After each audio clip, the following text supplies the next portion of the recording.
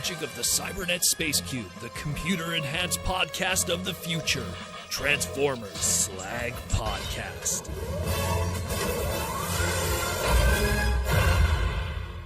What's up, everybody? How we all doing this Saturday night?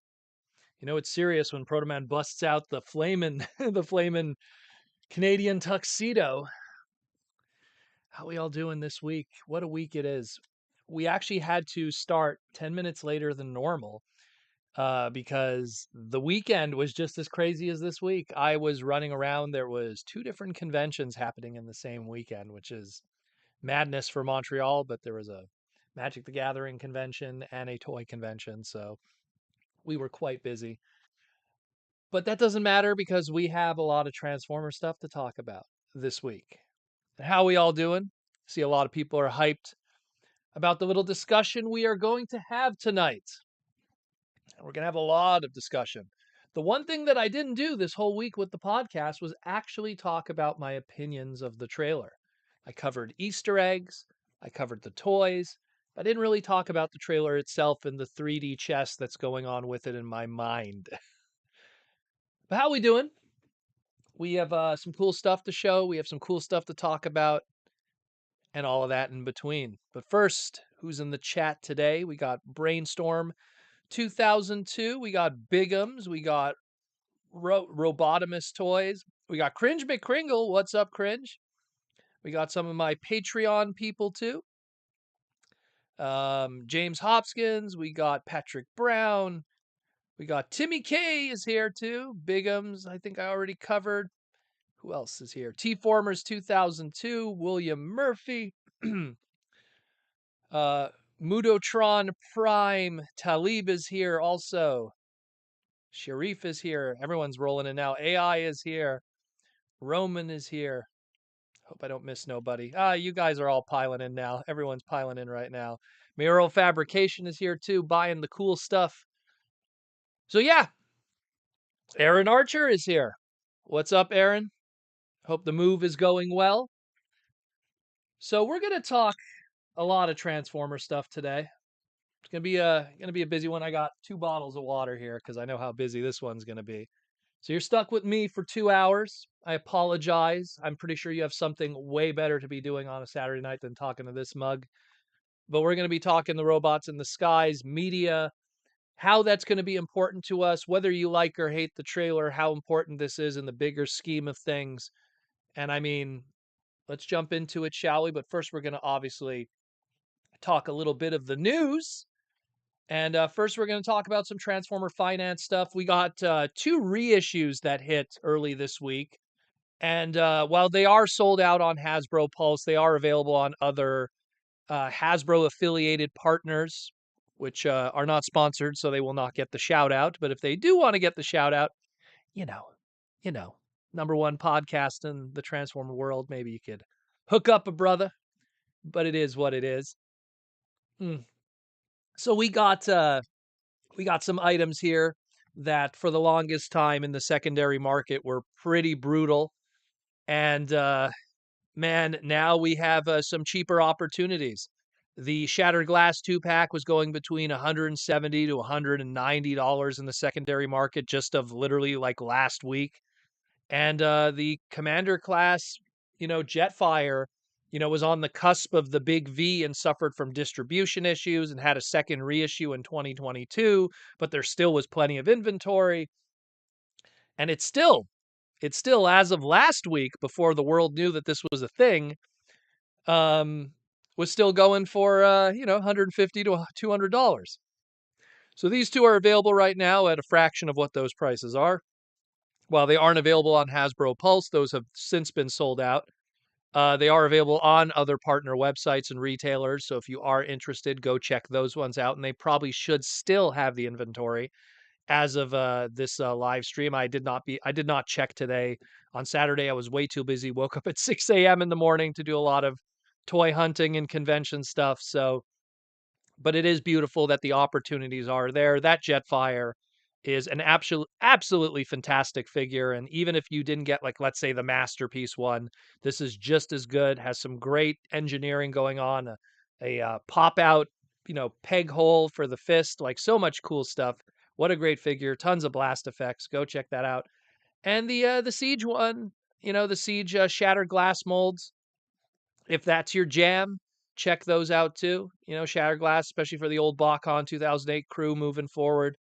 So if you want some shattered glass, that also is now at an opportunity that is definitely a lot cheaper than what was going on. I mean, $59.99 as opposed to $150 to $200.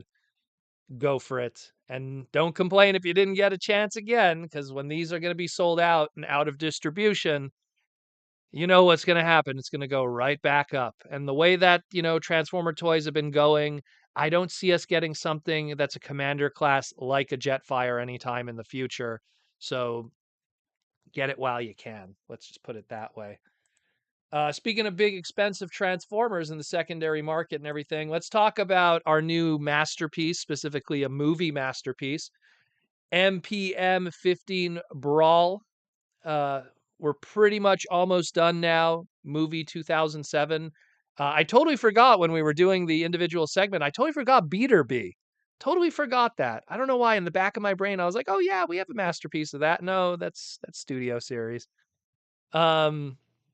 So we're missing Beater B, we're missing a Perotiform, and we're missing Frenzy now. Maybe we'll get a Beater B that comes with Frenzy, because Beater B kind of, was around at the same time that Frenzy was fighting in the junkyard. So I guess that's one way to tie them together. Maybe it'll come with a little Sam Witwicky figure. And, the Protoform, if we never get one, you could always get that Aaron Archer Protoform that was made in one day. Real talk. Oh, we're going to get a lot of super chats today. I'm telling you, we're going to get a lot of super chats. Brainstorm 2002 with the super chat for $5. Thank you, Brainstorm, for the super chat. I know we're going to get a lot of super chats today talking about the robots and skies. I got Jetfire from the 2022 reissue. SG Prime was a surprise, so I did a pre-order on it. That a boy. Well, that's what I'm talking about. And you know what? I got to give credit to Hasbro. Guys, I'll criticize them when I feel they've done something stupid, but they've been really good with the reissues recently, especially with the more high end products, like what they did with the first um, Age of Extinction stuff, when they did it with the Optimus, and then they did the Grimlock from Studio Series, both versions, both Age of Extinction Grimlock and the Last Night Grimlock. Not Last Night, Studio Series 86 Grimlock. Those got reissues. Bumblebee movie Optimus got a reissue. So there was a lot of really good stuff going on. A lot of really good stuff.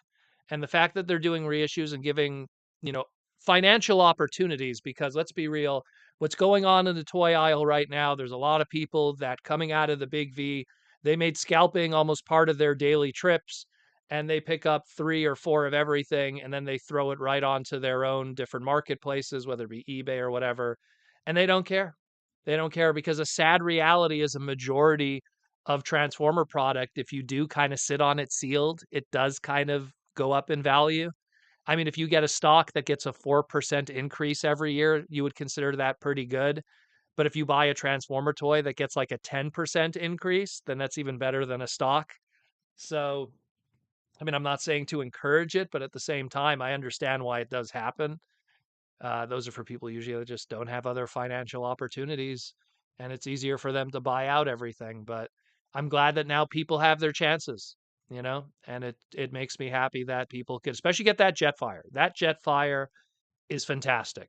That Jetfire is fantastic. Like, when you get it in hand, you're going to wish that commander classes were like that, and this is coming from the guy who loves Hot Rod Rodimus, and that Jetfire is way better than the commander class Hot Rod Rodimus. So great stuff.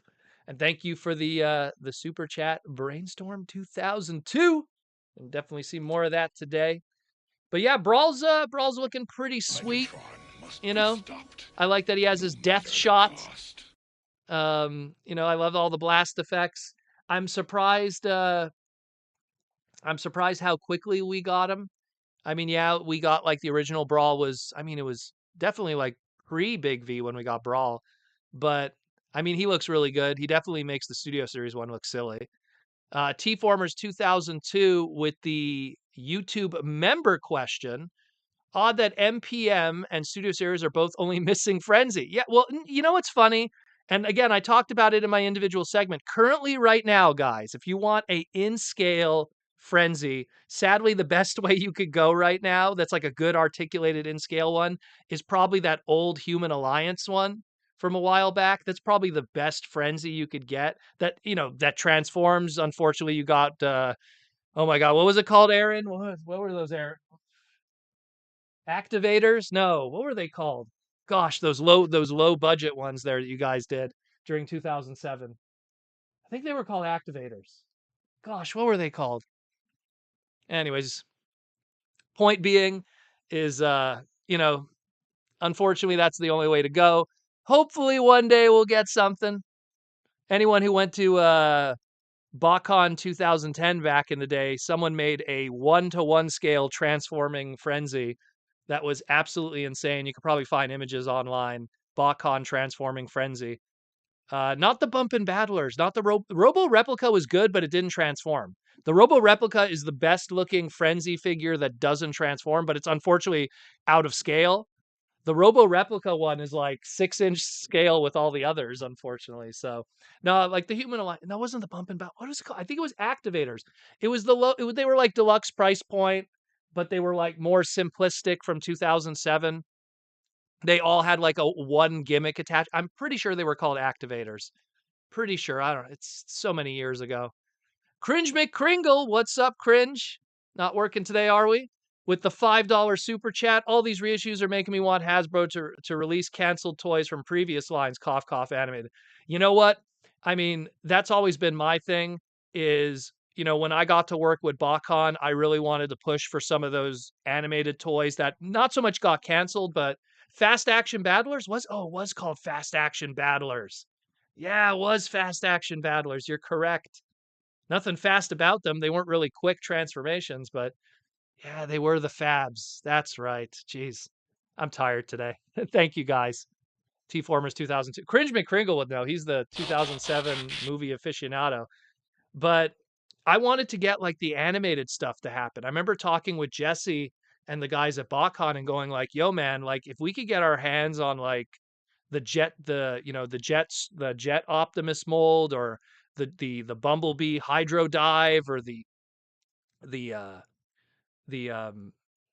what do you call it, the Blackout, like any of those, if we could get those and repaint those into other characters, that'd be amazing." And we had a few pitches here and there. There you go. See the Fab. Aaron knows what's up. Good old Fab. But it's just, I would love to see those, but as it stands right now, in terms of reissues, there seems to be still more of a lean on the G1 stuff. Obviously, the Beast Wars reissues kind of came and went, and I mean, the fact that almost all of them always went on crazy clearance tells us a lot about how well those sold. Unfortunately, I think they were a little overpriced, personally. I mean, when you're buying them like a complete, Pterosaur brand new for like 24.99, and then you could buy Pterosaur the vintage one for like $30 off of eBay. It's like, really, what's the difference? Anyways, I'm still pretty hyped about the MPM line. It looks like hopefully that'll still keep going. And maybe we'll get a protoform. Who knows? We'll get protoform MPM. I would like a protoform MPM. No shade thrown at the Aaron Archer one. I keep the repaint of it as my Prima on my shelf. There has even the original Star Saber. That's I think I forget which company did that cool sword. I think it was Venksa did the design. But I like that mold. But just you know, maybe we'll get something that's more screen accurate one day. Now let's talk about, before we get into the trailer, let's talk Transformers Prime. Prime. It looks almost like Transformers. Transformers One toys. NPM Dispensor. Oh, we're living the dream. I have the movie The Best Dispensor, and then I have the little robot hero. That's about as good as we're gonna get for our boy Dispenser, unfortunately. Um, but yeah, Iron Archer. That protoform is a fun deluxe. And fun fact, Aaron put that deluxe together in 24 hours. Both of them. Was it just the one or both? The Starscream and the Optimus. But yeah. So first up, the less exciting stuff. The much less exciting stuff. of Transformers 1. 50% of this stuff in the image are repacks from Cyberverse slash authentic stuff, and the others are somewhat new. It's our first Bumblebee, actually. Our first Bumblebee toy, unfortunately, from Transformers 1 is going to be from these. I believe they call these the Mega Changers, which I mean we know them as the Titan Changers. That's what they've been for literally 4 years now. So the Titan Changers, I mean, it comes from the Authentics line. The Authentics line. This is when Brian Goldner was still with us, the Authentics line, according to him, was pretty much their way of penetrating into the South American market that was suffering from a lot of bootlegging, that was suffering from a lot of, if there was official Transformer product, it was really expensive. So they wanted to have something that was a more affordable thing that could be the IPs of those characters and their iconic looks. And that's what the Authentics line really was. Not to mention, not just for South America, but even if you go into different areas in both in Canada and the United States, you could put it in a Dollar Tree. You could put it in a Market 6, in a flea, not a flea market, in a grocery store, or in a pharmacy, and it could be something that's a cheap, affordable transformer that it's not a deluxe class. It's not this, it's not that. It could be something where it's cheap, it's affordable, it could be a present for kids, and it doesn't break the bank. And it doesn't break the bank at all. And Brian Goldner's goal was to penetrate the markets. And he didn't want to have to single out like South America, Mexico, certain areas in Europe, but it was a way to, hey, if they can't afford to buy a deluxe studio series or even a mainline deluxe or something, maybe they could get some of those authentics of the, I think there was called the Alpha and Bravo scale, that are kind of like deluxes, and some of them are pretty cool. The RC and the Optimus Primal are pretty awesome, I'll be honest. I have both of those. But, they do the job. They have slightly different, less paint apps, less articulation, usually on a sprue of maybe like two colors. Like the RC clearly came from one sprue of white plastic, one sprue of pink, and then they had like two paint apps to break it up. And it did the job, for what it did. And I think the MSRP on those were like $9.99 for a deluxe. It's almost like we're going back to like Beast Wars 2000, excuse me, 2000, dare I say, Beast Wars like 96, 97, going into Armada, even with 2001, 2002. So, never saw those authentics in Trinidad. Well, I don't know. I can't speak for Trinidad and Tobago, unfortunately. But again, I'm quoting Brian Goldner and what the original purpose of these were, and that's going to be what the purpose of these are here today. Is we all know it. We're going to get a Studio Series Bumblebee. We're going to get that really cool Studio Series Optimus. But some people won't be able to afford a 24.99 USD product that probably in their country will be upsold for an equivalency of probably $40. So yeah, T-Formers 2000, that wheeljack, true. And it's a little larger. It's like almost like Voyager scale, that one. Budget Earthrise. No, they were fun. They were fun. I respect the hustle on its purpose.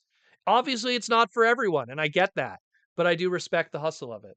And then, of course, this Bumblebee mask. I mean, I don't know what's going on with that. Did the Bumblebee mask sell so badly during Rise of the Beast that they have to repack it and call it Transformers 1 product? I mean, it's like it's like, who are they fooling? We just saw a whole trailer that was like talking about his battle mask, and it's like, hey guys, here's movie Bumblebee. Just forget how he looks. All right, he's got sword hands. I don't know.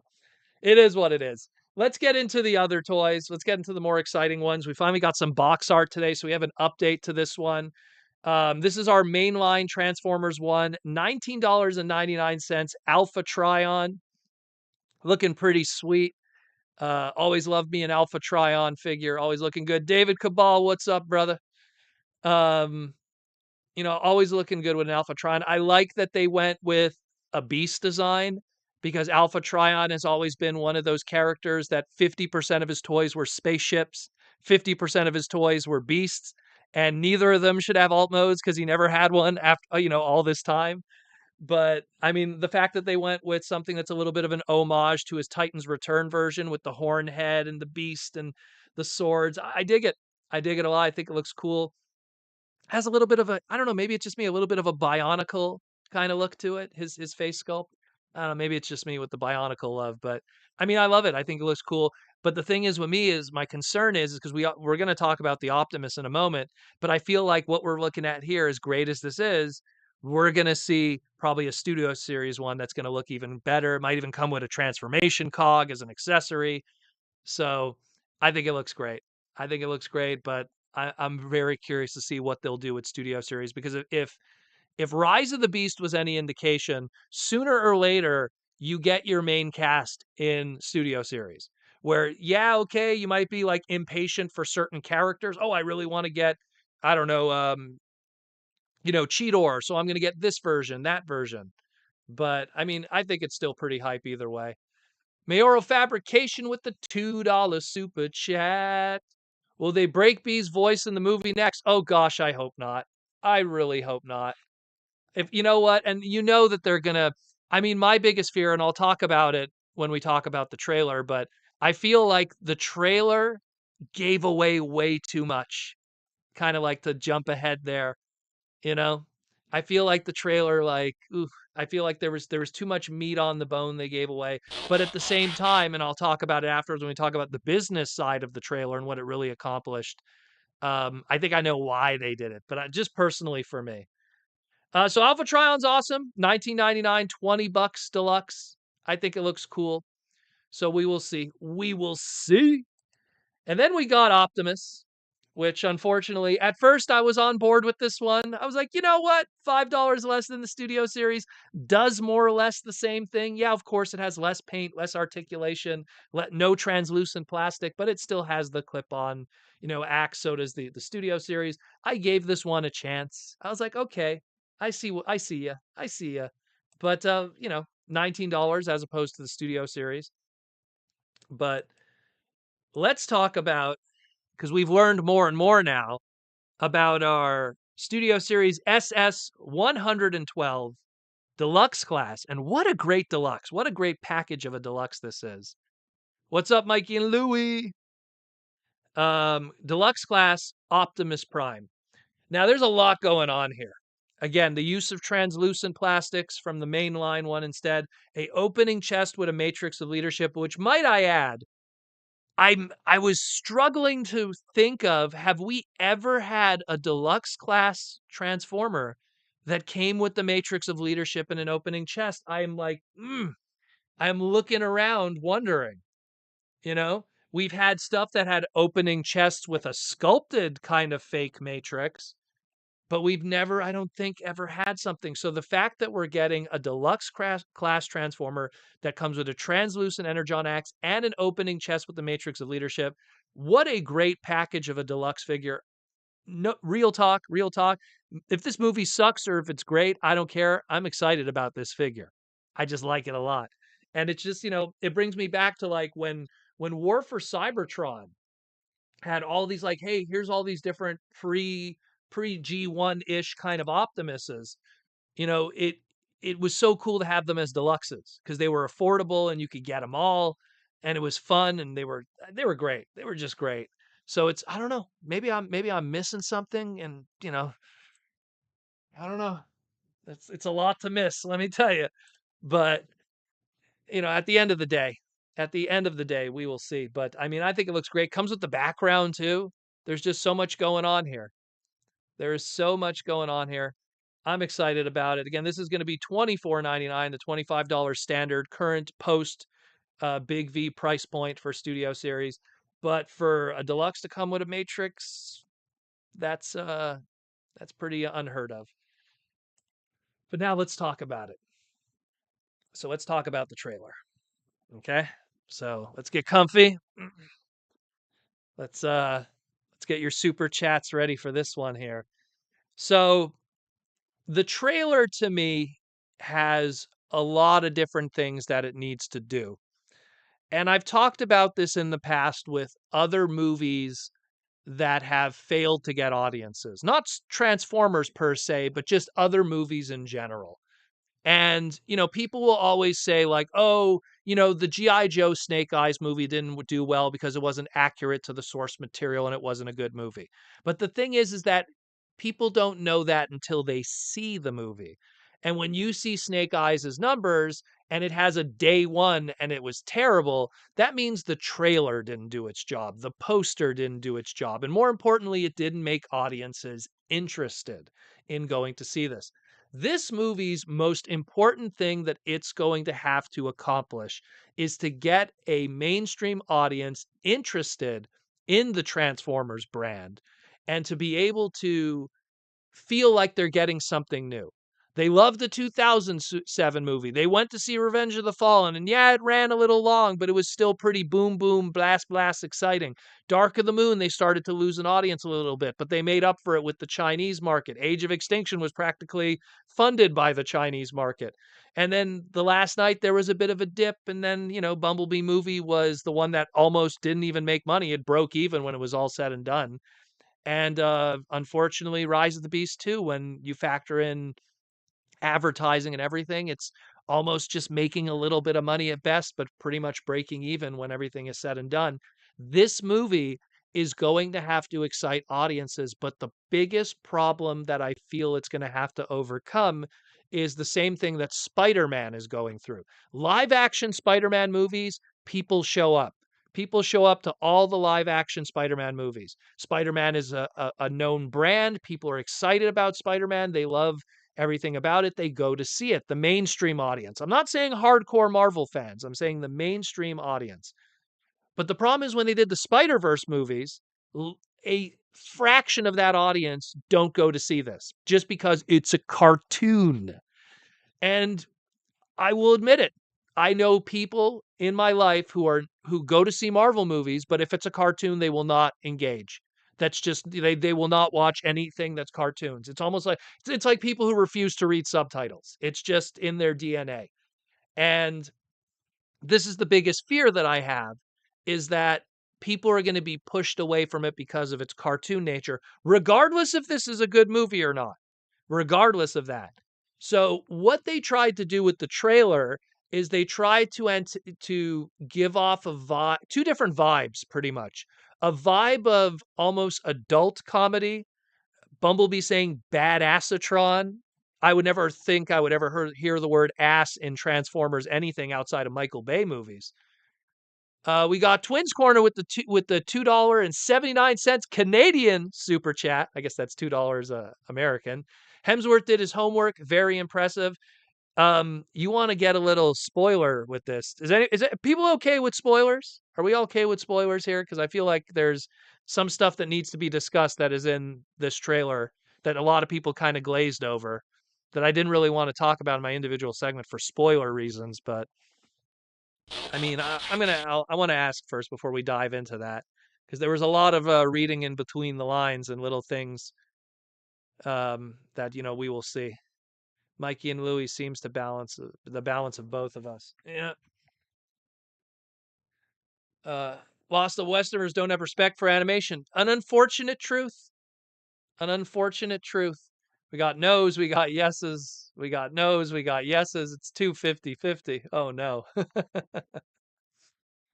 um, there's I mean, there's a lot of things. It's I mean, the one thing that was also confusing to me, some scenes showed ancient Cybertronian and some scenes showed English in the background. Like you would show ancient Cybertronian, it would be like, Hal's bar and the miner pit. And that was written in ancient Cybertronian. And then you would have other scenes in pure English, Iacon 500. So there was already a little bit of inconsistency with the background and how they're trying to depict the world, if you will. All right, we'll avoid the spoilers. It looks like some people want to avoid that stuff. So we won't talk about the in-between stuff. We'll save that maybe for another segment, something I could do as an individual one, and people could choose to click or not. Yeah, it's 250-50. I know there's guys that do want to hear the spoilers. Maybe we'll do an individual segment about it. But it's just, there's a lot going on here. Mikey and Louie, bring on the spoilers. Transformers till all are one. But the one thing I will say, if you do listen to Chris Hemsworth's line where he says, "We all are one," if you replay it over and over, it goes from sounding like Christopher Hemsworth, and when he goes into the one part, it starts to sound like Peter Cullen. So I think that that clip comes from somewhere near the end of the movie where there's that transition from Christopher Hemsworth to Sir Peter Cullen, Lord God, Savior of our hobby. um, Fellow Montrealer. What up, Peter? But yeah, so like, just keep that in mind. There's a lot of little things going on there, and it's interesting. It's interesting, but this trailer's biggest goal was to get people excited. It was to get people to want to be interested in engaging with this, because we're going to see it regardless. That's just the Transformer fans you don't have to win over, because we're going to see it regardless. It's not going to change anything. But it's when you get to the mainstream fans, they're a little more fickle. They're the ones that are going to stay at home and go, you know what, I'm just going to watch Netflix. And they're not going to go out that Saturday night. And they're not going to do it. And they're not going to go see that movie. And we have to win them over. And as sad as it look, there's people that don't like Michael Bay, but I've said this forever and I'll say it again. The Michael Bay movies were a necessary evil if you thought they were an evil, which was they were just dumb enough that the mainstream audience loved it for popcorn. Turn off your brain, do your thing. And it worked. And it's no surprise that the Transformer movies that us as fans love are the ones that are least engaged with the mainstream audience. Mainstream audiences are weird. They are. They're hard to figure out. Unfortunately, they tend to have a very simplistic kind of thinking when it comes to film, and that's why, the films that usually win awards are not the ones that get the most money. I'm not saying that something like an Avengers movie is bad per se. Everything is subjective, but that's also coming from someone who's a huge Marvel fan as a kid. But at the same time, I could understand why there's certain things that have to be done that bring in audiences. And what this trailer tried to do is, hey, we're going to top end this with big celebrities. We're going to remind you at the end of the trailer, Christopher Hemsworth. Hey, you like Key and Peele? Well, we got one half of that. Hey, you like Black Widow? Scarlett Johansson is here. Like I'm not surprised that they're really trying to remind people, hey, I know this is a cartoon. Hey, we've burned you with Transformers, but you like Thor, right? What? Wait, you didn't like Love and Thunder? Ah, crap. Well, you like Scarlett Jo. Wait, you didn't go to see the Black Widow movie? Ah, God damn it. So it's like, we're going to see. We're going to see how they're going to push this out. We're really going to see how they push this out. Again, I feel like us hardcore fans, we're going to have a good time because it's a Transformer movie without humans in it. Guess what? That means Optimus Prime is going to have lines and characterization. Bumblebee's going to have lines and characterization. Megatron's going to have lines and characterization and character growth and change. Scarlett Johansson's Alita 1, Hope, or Ariel, whatever they're going to go with, is going to have lines and characterization and growth, which is great because we've had, what, 7 Transformer movies right now? And I want you to tell me what Cheetor's lines, characterization, and growth was in Rise of the Beast. With the exception of Mirage and Optimus, most of the movie, there really wasn't character development for our bots, unfortunately. Brainstorm 2002 with the $5 super chat. Also, the reason they use big actor names instead of proper voice actors is to get butts in the seats. Exactly. Well, I talked about this before, but a big turning point for the film industry, and I think we talked about this last week, was the Aladdin movie when it came out. Uh, Robin Williams was under a contract with Disney and Touchstone Pictures, more specifically Touchstone Pictures, which was an offshoot of Disney, where he had to do a 3-film contract. He did, I think it was The Fisher King. He did some other movie, I forget. And they penned him on to Aladdin. And in Robin Williams' contract, he said, I don't want to be advertised in this movie. I don't want to be part of the posters like that. And of course, Disney being Disney, they said, yeah, sure, no problem. And then they turned around and completely changed it. Yeah, sure, the poster's just going to be this lamp here. Yeah, that's all it's going to be. And ultimately, in the end, well, he ended up being on the poster, on the VHS back in the day, the clamshell, the DVDs, everything like that. But it woke up movie companies to like, hey, we could bring in these big actors for for like these movies, and it brings a little star power to our little cartoons that maybe the adults will want to see. But it wasn't until Shrek. Shrek was the biggest turning point because what they did with Shrek was they went, all right, you know, Mike McGuire, Mike Myers is really hot right now, coming off of Austin Powers. Cameron Diaz is really hot right now, coming off of Something About Mary. You know, we got Eddie Murphy. He just did, Nutty Professor. Like, we got all these hot stars. Let's bring them in. Let's do a CG movie. It's all of these, Grimm's fairy tales, so we don't have to pay licenses. We're totally ripping off Disney's characters, but we're not because it's Grimm's fairy tales and it's technically license free. And let's do this. And Shrek, let's be real, killed it.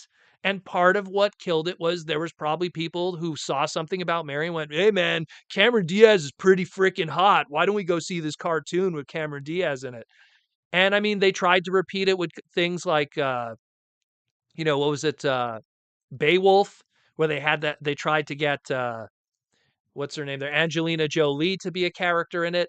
People tried to replicate it to less success, but Hollywood's been doing this for a while now with our animated movies. It's always animated movies starring the following B and A-list celebrities and some C-list celebrities that are not presentable for television anymore. It's just how it is. And it's sad because when I look at this movie, it's a slightly above Transformers Prime or Transformers Earthspark budget. Like what visually, let's ignore the actors. Visually, this movie could have been an episode of Transformers Earthspark. Yeah, maybe some of the wide shots with the Cybertronian environments, those are pretty busy and that would probably obviously require a lot more money. But the animation models and everything else I'm pretty sure they're going to be recycling a lot of those for background characters and everything. So they obviously put a lot of the budget into getting Thor, into getting Black Widow, into getting, Key and Peele, or let's call him Toad this time around. So it is what it is. I am going to reserve judgment for how I feel this movie will be because right now the trailer is trying to sell us something that is very different than what I think the movie. There's a lot of, if you look at the ADR, a lot of the lines that are shown in the trailer don't match up with the lines of what you're seeing in the movie, especially lip movement and everything. So we're clearly seeing a whole bunch of stuff that yeah, Robin Williams did Flubber also. Right, he had a weird contract with Touchstone Pictures and Disney where he was stuck doing a few movies for them and he was not a fan. The moment he didn't have to do Aladdin anymore, they brought in good old Homer, his voice actor Dan Castaneda, to take care of that for every Disney, excuse me, every genie voice after that. But it is what it is. We will see. We will see. We will see ultimately in the end. There's only so much that we can truly take away from this, but it's something that you know we'll see what happens. We'll see. There's so much that we could do, but I don't know. I don't know. I'm 50-50 on it. I think we're gonna get cool toys. That's one thing for sure. But I don't know if I get a feeling we're gonna enjoy this movie. Like, we're gonna go see it, and we're gonna be like, "This was a fun movie, there wasn't humans, we got to focus on our characters and everything." So, people are gonna dig that. But I don't know if people are going to dig, the mainstream audience are gonna dig this. That's my biggest concern. They're very, they're very like, "Eh, eh." Guillaume says, I just look at TMNT Mutant Mayhem makes 180 million movie, so it could do the same. But here's the thing: TMNT Mutant Mayhem didn't have a star-studded cast of voice actors. They actually hired a lot of kids for that movie. So that actually kind of saved it too in terms of the budget. It's one thing about how much a movie makes, it's another how much it costs to make. And here's the thing, they shot the trailer in space. I really hope that didn't cost a lot of money. Just like how we had a Super Bowl trailer for Rise of the Beast and that put the budget up like crazy. Yeah, okay, maybe Porsche footed some of the costs, but I mean, it probably wasn't cheap to shoot something up into space just to play it on a grainy, iPad screen. Which really, what was the point of all of that? Let's be real. Like they're like, oh, it's going to be hosted by the two voice actors, and they chimed in like twice for like one little clip. You know, Anyways, Paul with the $5 super chat. What's up, Paul? Thank you for the love and support. Should the TF1 movie have a small cast of characters like Beast Wars or a large cast like G1? Well, the thing with Beast Wars is the small cast was due to the limitations of how CG technology was back then. The original Beast Wars CG workers at Mainframe Entertainment used to talk about how they were sometimes scared when they were encoding a scene that everything would crash. So they had to do things very slowly. They also had a pretty good budget back then that was footed by the Canadian government. If you watch the Canadian airings of Beasties episodes, if you look at the credits at the end, it says part of this episode was funded by the Canadian Government Act of Animation or whatever. So Canadian taxes paid for Beast Wars. You're welcome. That's why we pay high on taxes, so you could get your Cheetor Transmetal. But I think it should be a smaller cast because then you could build out. You make people fall in love with these characters, then you could give Jazz and Starscream and other characters later. Which, by the way, not Jazz, Starscream, Shockwave, Soundwave, we do see them. Starscream's wearing a crown. I have a theory that this is an after credit scene. I could be wrong, but it just feels like something that after the credits they would have. But if it's an after credit scene, then they just spoiled the after credits in the teaser trailer, which, let's be real, that wasn't a smooth move. But again, they have to get eyeballs. They have to get eyeballs. They need to get people's attention. Princeton Phalanx 59 with the $5 super chat. Proto, do you think a movie like how the beginning of the Bumblebee movie could be done and be successful? The Bumblebee movie, unfortunately, to do that scene would probably be very expensive. And the sad reality is it's the primary reason why I think they went with this animation style. It's a little more simpler.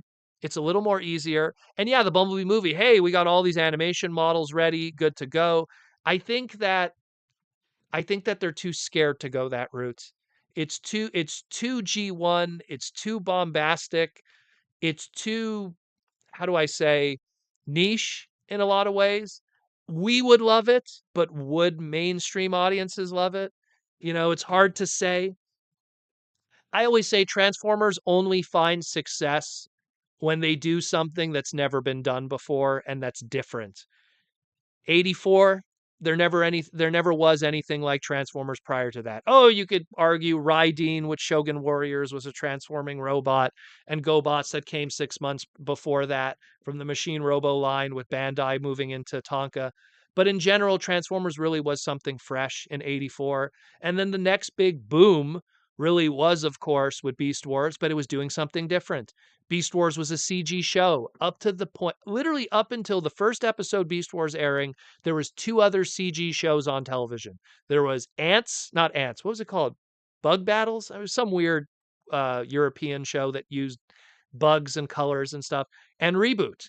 That was all that was available. So Beast Wars was this like high fidelity, new technology, different thing. And I still feel this way. What saved Beast Wars and what made Beast Wars successful, even though it's an amazing series and my favorite Transformers series of all time, I still feel Beast Wars' success came from it being a CG show at a time when it was unique, when it was very unique. But it is what it is, unfortunately.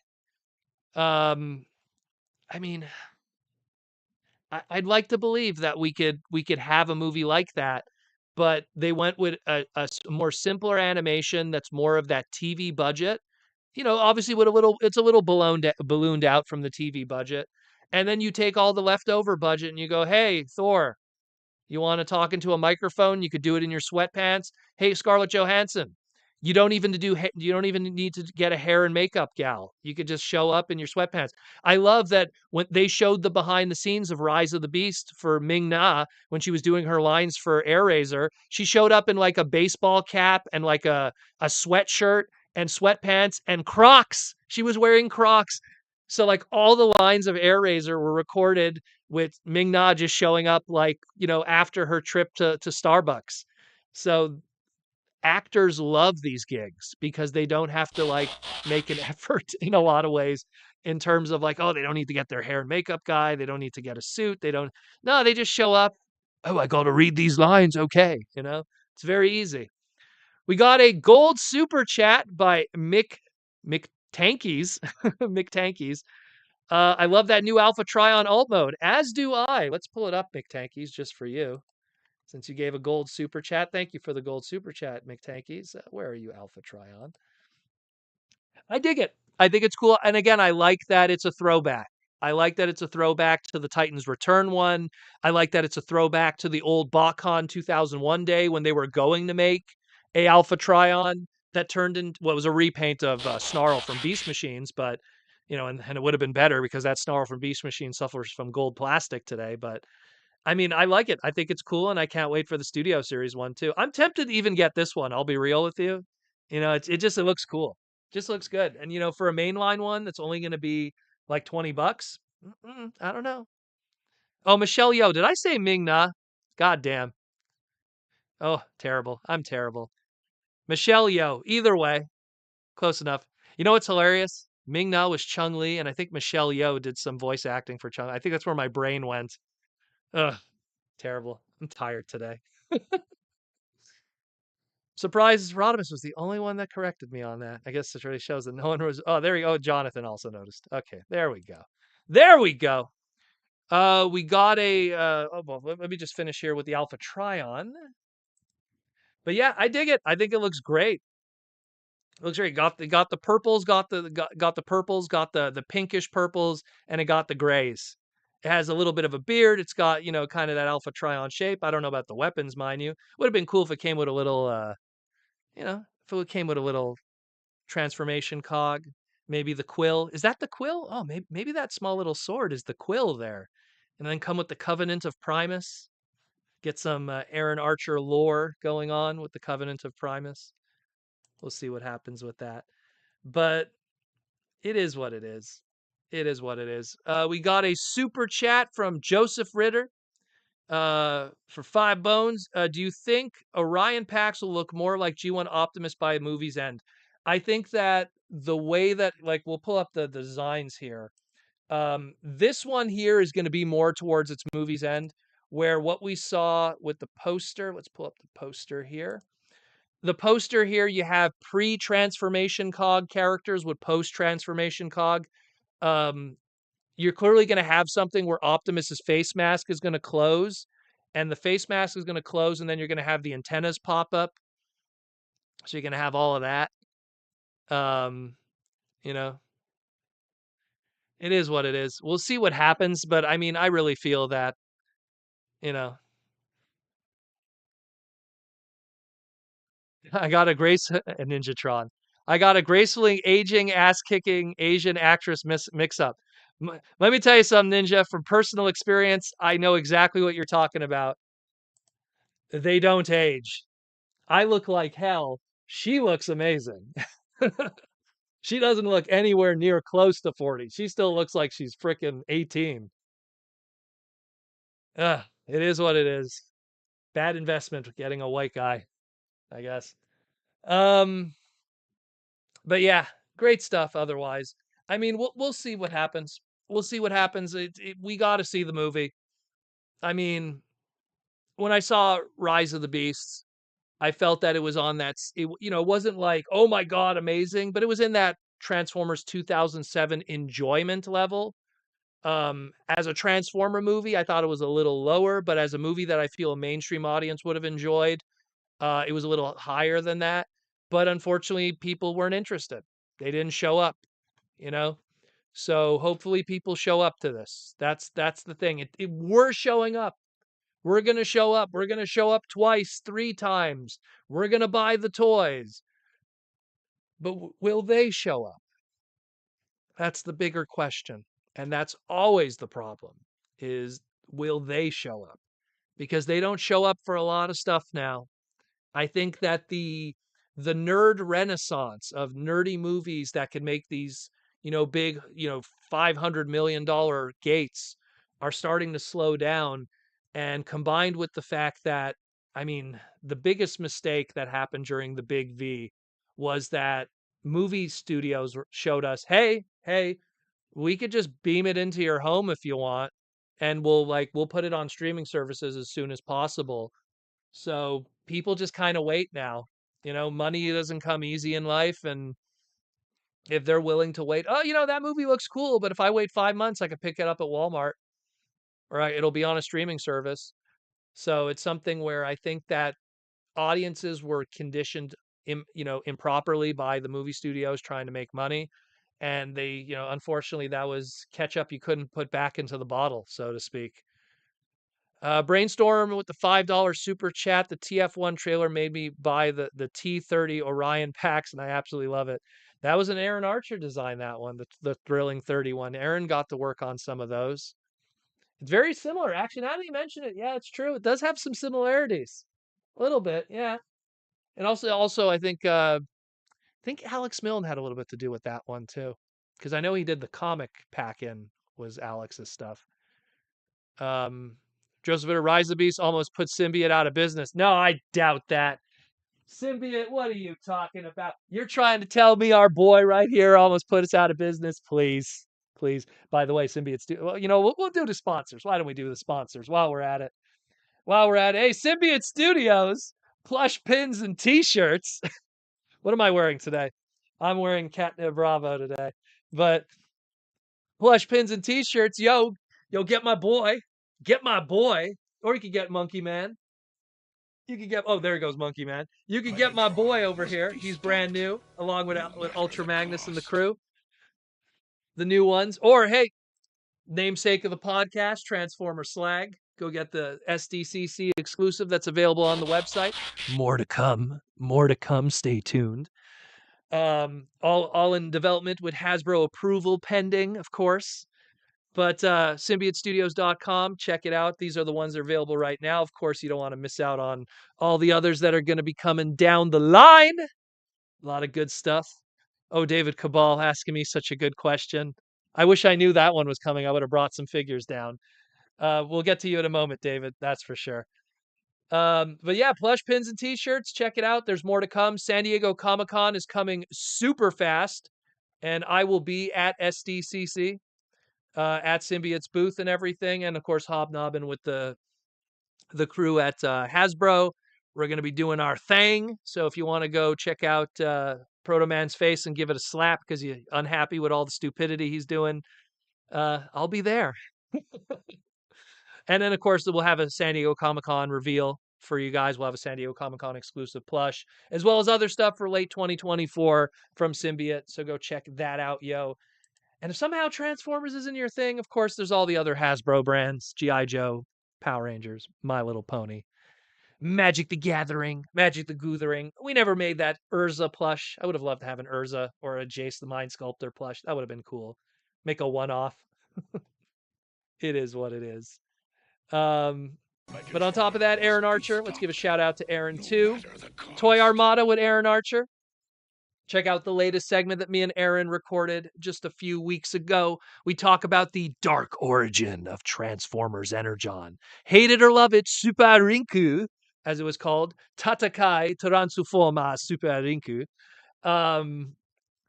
Yeah, we talk about how that came to be, how that almost was, it wasn't even a sequel at one point to Armada. It was going to be its own thing. Why were there so many repaints in that first wave? Learn the lore, learn the history, hear it from the bearded one himself, Aaron Archer, the original Alpha Trion. And then, I'll be in the background just wasting everyone's time because I'm there too. But check it out. Again, Toy Armada with Aaron Archer. Go check it out. If you haven't subscribed, what are you doing? If you're subscribed to me, go subscribe to him. Pump it up, yo. It's kind of crazy, Aaron, now that I think about it. I think you're slowly becoming the second most well-known Transformers podcast at this rate with the subs you've been getting. We've passed over some of our contemporaries, but it is what it is. And of course, if you want more Aaron Archer, go check it out. The Art of Transforming Robots, Volume 2 Color Edition, almost sold out. Volume 1 is sold out. Volume 2 is almost sold out. Volume 3 coming to TFCon Toronto in a couple of months. So get this one while you can. 36 pages of full color, beautiful original Transformer art from that era that Aaron worked on. A lot of great stuff in there. And if you throw in an extra $15, he will put a custom sketch on the inside of the book of whatever you like, within reason, of course. I asked Aaron to paint me like one of his French women. It didn't work out, but it is what it is. And last but not least, if you want to get also some extra Aaron Archer stuff, I haven't updated this one because I came late today from my crazy toy shopping and convention stuff. But I guarantee there is some new Posca instructions on the website, archermonster.com/shop. Hit that tab for the Posca stuff. There is a lot of good brand new ones up there. Go pick one up, frame it like I did, put it up there, and show people how cool you are. Because you got to be, because it's Aaron Archer's art. Let's get into the questions. Thank you again to our sponsors. And Hasbro, of course, go check out. Actually, Takara right now on Takara's YouTube, they have Master Force episodes. So if you want to watch one of the coolest Transformer series, this is my humble opinion, that used humans, go check out Super God Master Force. David Cabal with the question: Street Sharks Moo Mesa's back. What else would you like to see? King Arthur and the Knights of Justice. What's crazy about that is someone did a comic book recently and it was terrible. They somehow bought a one-shot license from it and it was not good. It was not good. We need like I could see because King Arthur Knights of Justice is so Hollywood. It's so something like it's an isekai. It's literally like everyone loves isekais. It's a football team, called the Knights, and they go back in time, and it's Arthur King, and he's gonna become King Arthur. And there's it's toys, it's Sentai because there's the transformation element. It's an isekai. King Arthur and the Knights of Justice. Make it happen. And the only other one I would love to see above King Arthur and Knights of Justice, and I've said it 100 times, new guy, it's Botsmaster. Botsmaster. Botsmaster is the Matrix, man. It's the robots rising up. It's taking over. The 3As and those heaps of junk. Rapping robots. Those are my two. But the Cowboys and Moo Mesa stuff surprised me. Because if you collected the original Cowboys and Moo Mesa toys, they were extremely not show accurate. They were going for a very stylized kind of look. So they're going with something that's super show accurate, which is really cool. The fact that we're getting also the female characters, the fact that we're getting a proper representation of the main villain characters, and Moo himself is getting a screen accurate toy. I'm hyped. I'm hyped. That's a like you could order it as a 3-pack and you get a bonus item. I'm gonna pre-order all of that. That's between the Street Sharks that I have pre-ordered, the Cowboys and Mumesa, all my 90s craziness is coming back. Where's my Mummies Alive? Where's Mummies Alive? There's another Sentai series, kind of an isekai, but the other way around. Presley having flashbacks of being a pharaoh. Great series. DW with the YouTube member question. Hope TF1 is success. No giant robot fatigue. We'll never have giant robot fatigue, my friend. No siree. No siree. No siree. If you could only see the other side of the room. No siree. Joseph Ritter, San Diego Comic Con is coming too fast. Tons of Transformer exclusives sitting in the warehouse now. Well, Joseph, I can't wait to talk about it when the time comes. Let me tell you, I can't wait. Like it's gonna be crazy, man. It is going to be crazy. I look very much forward to it. San Diego is bananas, absolutely bananas, busy, but it's going to be fun meeting the fans and just, hanging out with the Hasbro crew, doing our networking and all of that. Brainstorm 2002 with the YouTube with the super chat of $2. Master Force is peak. Yo, bro, I literally keep him. I'm gonna knock him. I keep him on my desk. That's how much I love Metal Hawk. And what's hilarious is, like how there's the meme of Leonardo DiCaprio where he's like, oh, look at that. In the first episode of Master Force, when Metal Hawk first transforms, I own the animation cell of that like first scene when he's jumping off and he transforms. I love Master Force. Love it, love it, love it. I love Pretender shells. You can barely see a Minerva and the crew up there, but the original Minerva. I don't suggest buying that. That's too expensive, but it's peak. It's great. Great characters. I like how you had like characters from England, America, China, Canada. There's 2 Canadians. Uh, it's like a whole like around the world. There's the Formula 1 racer from France, Road King, who's like one of my favorite Transformer characters of all time. Let's pull out some lore for you guys. There we go. Here's Super God Master Force children's book. And it's got my God Masters over there. There's Road King on the back there too. This is one of these here. We'll do a nice fun one today. Look at that. Look at the art. This art is only in these books. Look at that. The whole Godmaster crew. And then you got Jinrai or High Q if you want to use a bad dub. Actually, they called him Optimus Prime in the Star TV dub. So we're going to be getting that as a masterpiece soon. There's my crew there. I love that. 2 Canadians in Ranger and Lightfoot or Raitofuto, and then Rodo King from France, who's the Formula One dude who I actually like the most out of the bunch, more than the Canadians. You know, should have made him a Mountie. And then of course, then you got Buster and Hydra. That got a whole bunch of homages due to Derek Wyatt and animated. Good stuff there too. You guys are getting some cool stuff today. One day I'm going to get the good cameras and we'll take some nice photos. There's the Godmasters again with Buster and Hydra, which we need a good update of them. More fighting. Everybody is Godmaster fighting. Yo, those Power Masters are fast as light. Look at that. Look at that. Love these books. Love them. Love them. You get to see my butt for a sec. One moment. Alden Tolbert with the $2 super chat. Bring Botsmaster back. Bro. I am like the largest Botsmaster collector in the world. I have like every piece of merchandise that has ever existed. I have the whole set carded. I have the whole set loose. I have the Korean exclusives. I love that series to death. To death. It's probably like I can't think of a person that like is bigger fan than I am. And I just like, the problem is like I think Haim Saban owns the rights to it, and he's just so annoying. Galaxy Rangers, Fair Lady Z, that's a fantastic one too. Great music. Galaxy Rangers, their soundtrack is incredible. Go pick up if you pick up the Galaxy Ranger DVDs, you actually get a music like jukebox with it too in the CD in the DVD, excuse me, where you can listen to the soundtrack. No, all guts, no glory. Where we at? Where we at? I don't want to miss any of the YouTube member questions. How are we doing? We already blew through an hour and 11 minutes. We're down to 50. We're down to 50. I thought I was going to drink more water. So I'll show you guys some cool stuff I got today. I picked up a bunch of stuff today. Mikey and Louie sent the P.O. Box stuff. That came today. Like, oh God, there's so much to cover. I'm going to save most of it for next week. So I just pretty much was like, what was the weird stuff that I got today? Mostly stuff that the wifey wanted, but so we'll show some cool Lego stuff. Anyone who's familiar with everyone's familiar with Tamiya with their 4W4 series and Let's Go Kyodai Brothers. This is a Lego of it, which is pretty cool.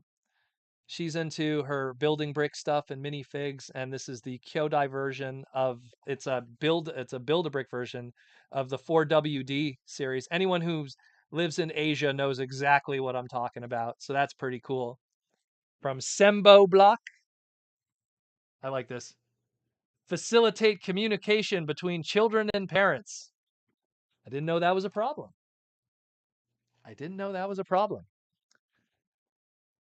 Let's see, what else do we got here? The weird stuff we got from the wife's side. We also got Yu-Gi-Oh slash little Hello Kitty is doing a promotion at McDonald's right now. So this is Hello Kitty. It's a plushie in here, oddly enough. Hello Kitty with Dark Magician. This is week 1 here in Canada, so she's going to try to get all of these.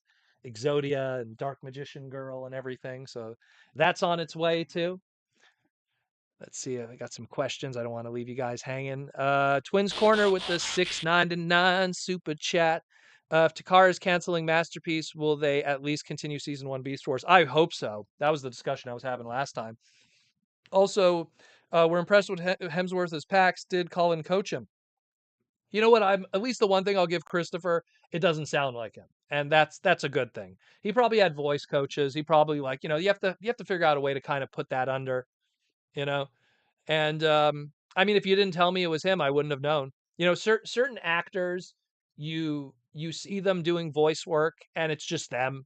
You know, like when Scarlett Johansson's doing Scarlett Johansson. I don't want to knock her, but that's pretty much what she's doing. Key and Peele, because they're comedians, it's kind of like Mike Myers. It's the same thing. It's like because they're comedians, they like to manipulate their voice. They like to have fun with it. So even Shrek, you wouldn't have maybe guessed that it was Mike Myers. It could have been anybody. Where Christopher Hemsworth, credit to him, it doesn't sound like him, so he clearly did a good job. T Formers 2002, and thank you Twins Corner for the super chat. Would the Hello Kitty be good versus a Yu-Gi-Oh player? I don't know. Well, Dark Magician, is that currently viable in the meta of the game? I haven't played Yu-Gi-Oh in like 20 years.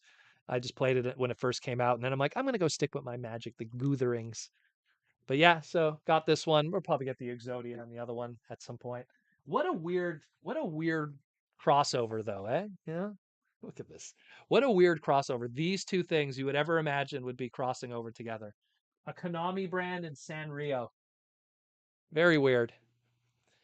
Um, and then the last thing that I got that's kind of funky is I got these Garbage Pail Kids parody Transformer cards. So you got here we got RC Cola. Get it? RC Cola. So it's RC in a cola. Megatron must be We got no matter the cost. Got that on the screen. Joseph Ritter with super chats. We'll get to all the super chats, my brothers and sisters. We got sorry because they're hologrammy, so it kind of reflects a little bit. What is it? Unicrom. Unicrom. Look at that one. That's a funky one too. You knew this one was coming. Cause it's Don't You Forget About Me. Heartthrob Rob. So I got that one too. Pretty cool. There's a whole bunch of these, by the way, if you check on eBay. I think they're rad. So I just got those three ones. I saw them at a convention today. Not a convention, online. I picked those up. Um, where's the other questions here? Joseph Ritter, Hello Kitty looks like Catnip Bravo knockoffs. Yeah, it does, eh? Maybe they stole it. I don't know. I don't know. The resemblance is uncanny. I don't know. You know what that means? They're working with Yu-Gi-Oh. You gotta do something with Magic, which you already did. Ah, everything is twinsies. uh, DW, they didn't go obviously. Dark Meow Magician. You know what's funny? You know what's funny, DW Brown? I don't think it says it here, but on the display at the store, they actually have like funny names for them, like that they try to fuse together with all the Sanrio characters. Where was it? Where is it?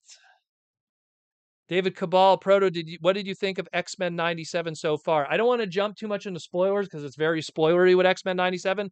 I think they're doing a fantastic job. They have not dropped the ball just yet. The only complaint I have is I wish that there was more episodes. Like we're pretty much 50% of the way now. So we're going to be done very soon. And it's unfortunate because the ball is really rolling. I mean, I don't want to spoil, but like they're going back to some of the old designs that were designed by John Barnes during the original run of All New, All Different. Like there's a lot of great stuff going on there.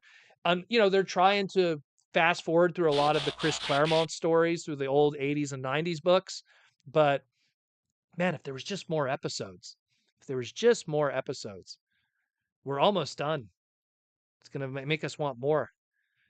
McTankies with the gold super chat again. Thank you, McTankies.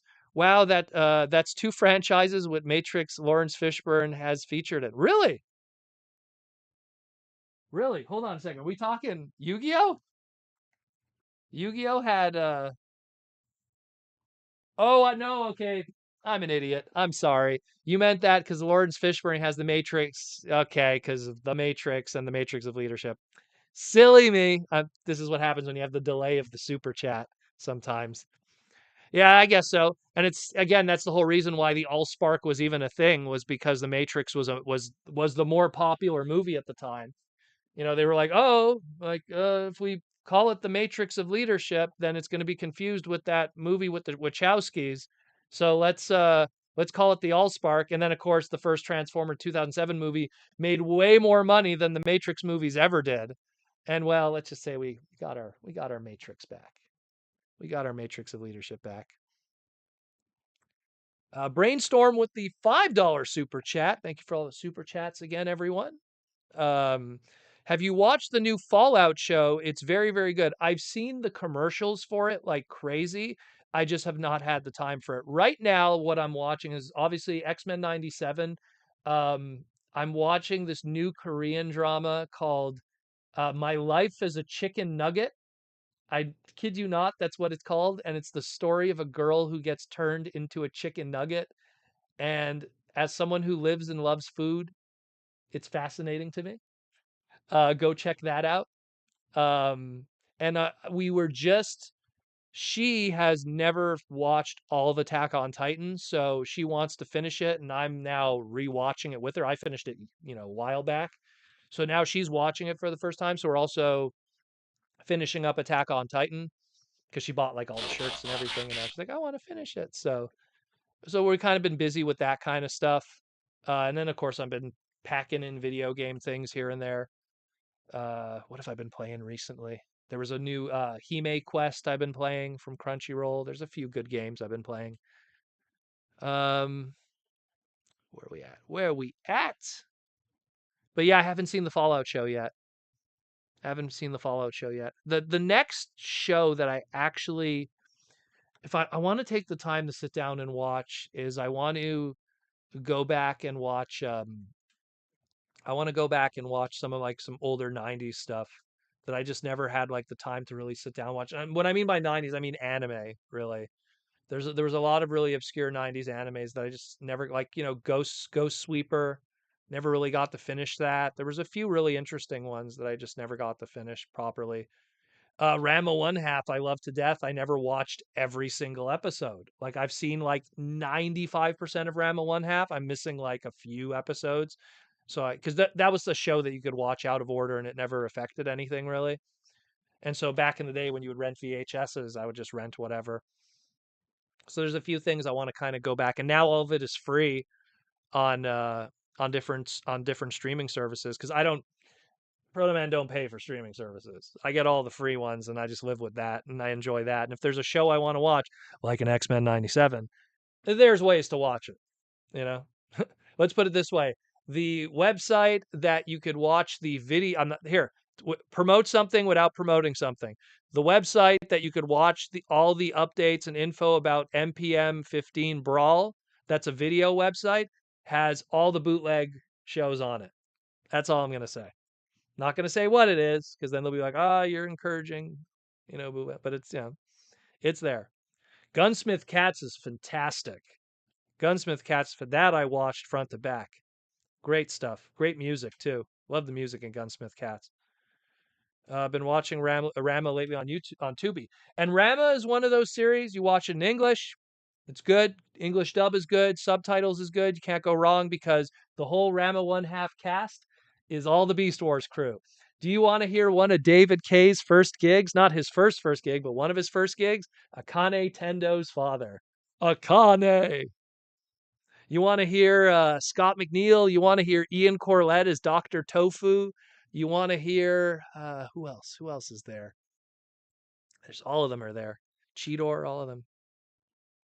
Proto don't pay. It's not that I don't pay. It's just that, look, you have to value your money.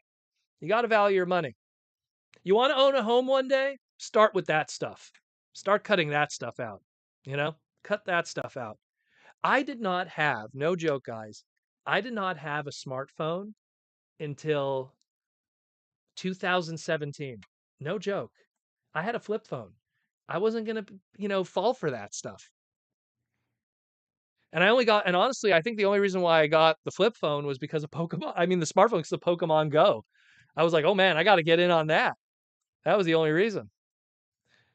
Why lag? Why with the $5 super chat? Hope you're doing well, Proto. I'm doing very well. It's a lovely day today. Do you think the reissuing of Earthrise and Shattered Glass Prime is the last hurrah for the molds before the new 86 becomes the main op mold? I feel that they're going to probably milk the Earthrise one a little more. I mean, we do have that reissue that's coming out of that one too, of the Earthrise Optimus. I always I bring up the remember Power of the Primes Volcanicus that we had back in the day, that deluxe one that made the big combiner through Power of the Primes. Hasbro milked that for a while and they were like putting it out there. And then literally it was like they did the Takara box set, like the United, they did like with the comic book with Sakamoto-san, Volcanicus, and they put it one last time out. It came with the swords and everything. He like it made Grimlock have a flight mode. And they put that out there, and then 3 months later, Studio Series 86 Grimlock came out. They try to milk a mold as much as they can before they finally put it out there, and then there's something new for us.